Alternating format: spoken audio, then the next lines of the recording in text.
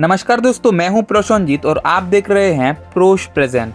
आज की इस वीडियो के माध्यम से हम भारतीय रेल की जनरल और स्लीपर कोच के बीच क्या क्या अंतर होता है जानेंगे। तो चलिए शुरू करते हैं। जनरल और स्लीपर कोच के बीच सबसे बड़ा अंतर ये है, जनरल कोच एक अनरिजर्व कोच है और दूसरी तरफ स्लीपर कोच एक रिजर्व कोच है। जनरल कोच के माध्यम से लोग ट्रेन चलने की कुछ मिनट पहले भी टिकट लेकर यात्रा कर सकते हैं, लेकिन स्लीपर कोच के माध्यम से यात्रा करने के लिए पहले से टिकट लेना पड़ता है और स्लीपर कोच को S1, S2, S3, S4 numbering करके दर्शाया जाता है, लेकिन जनरल कोच को GS करके दर्शाया जाता है। इनके अलावा स्लीपर कोच पर स्लीपर क्लास और हिंदी में शयनयान और जनरल कोच पर सेकंड क्लास और हिंदी में द्वितीय श्रेणी लिखा हुआ रहता है। जनरल कोच के टिकट पर सीट नंबर और कोच नंबर नहीं रहते हैं। जनरल कोच पर जहां सीट खाली मिले वही यात्री बैठ सकते हैं, लेकिन स्लीपर कोच के टिकट पर कोच नंबर और सीट नंबर रहते हैं और उसी कोच नंबर और सीट नंबर के मुताबिक स्लीपर कोच पर यात्रियों को बैठना पड़ता है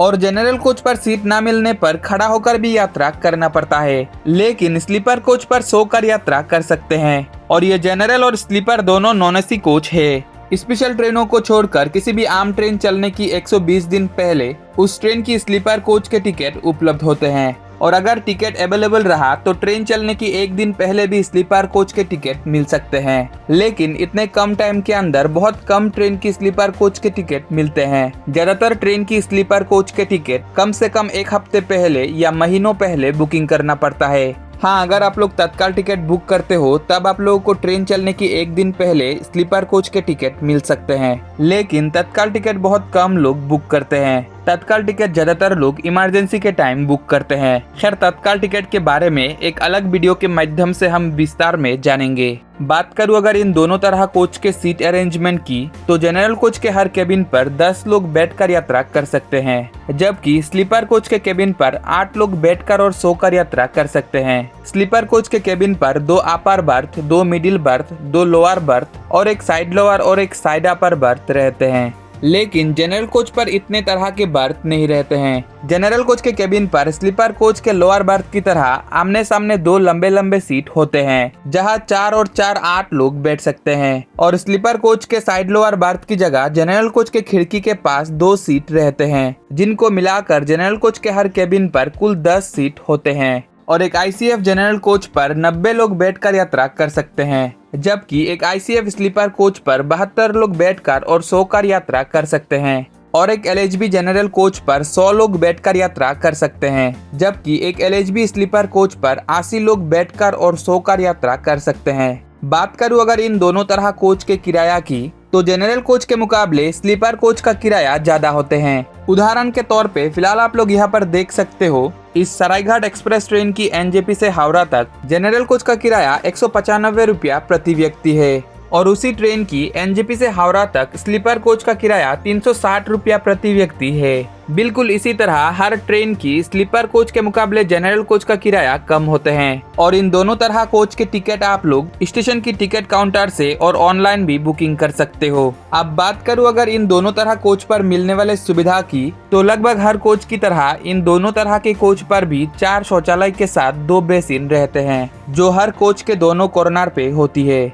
इनके अलावा इन दोनों तरह कोच पर फैन और चार्जिंग पॉइंट भी रहते हैं। बात करूं अगर इन दोनों तरह कोच पर पैसेंजरों की सेफ्टी और सिक्योरिटी की, तो सेफ्टी और सिक्योरिटी के मामले में जनरल कोच के मुकाबले स्लीपर कोच बेहतर होती है, क्योंकि जनरल कोच के माध्यम से ज्यादातर कम दूरी के बीच यात्रा करने वाले लोग यात्रा करते हैं। इसीलिए जनरल कोच पर ज्यादा लोग चढ़ते और उतरते हैं, जिससे जनरल कोच से सामान चोरी होने का चांसेस भी ज्यादा रहते हैं। लेकिन स्लीपर कोच के माध्यम से ज्यादातर लंबी दूरी के बीच यात्रा करने वाले लोग यात्रा करते हैं, इसीलिए जनरल कोच के मुकाबले स्लीपर कोच पर बहुत कम लोग चढ़ते और उतरते हैं। हाँ, आप लोगों ने देखा होगा स्लीपर कोच पर कभी कभी वेटिंग टिकट वाले यात्री भी घुस जाते हैं, फिर भी जनरल कोच के मुकाबले स्लीपर कोच पर बहुत कम भीड़ होते हैं। इसीलिए जनरल कोच पर चढ़ने और उतरने के लिए कोच के दोनों तरफ 6 दरवाजे रहते हैं, लेकिन स्लीपर कोच पर चढ़ने और उतरने के लिए कोच के दोनों तरफ सिर्फ 4 दरवाजे रहते हैं। बात करूं अगर खाना की, तो जनरल और स्लीपर इन दोनों तरह कोच के यात्रियों को खाना खरीद कर खाना पड़ता है, या अगर कोई यात्री चाहे तो अपने घर से भी अपने लिए खाना ले जा सकते हैं।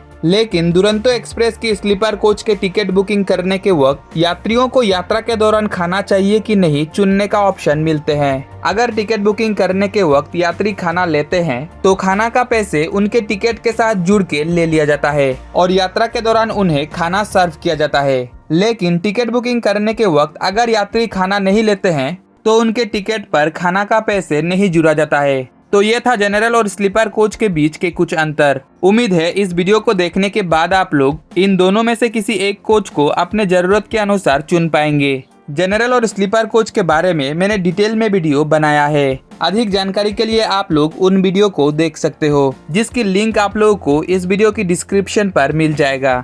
फिर भी अगर आप लोगों के मन में कुछ सवाल या सुझाव हैं तो कमेंट सेक्शन पर जरूर बताइएगा। तो चलिए मिलते हैं अगले वीडियो पर और धन्यवाद इस वीडियो को अंत तक देखने के लिए।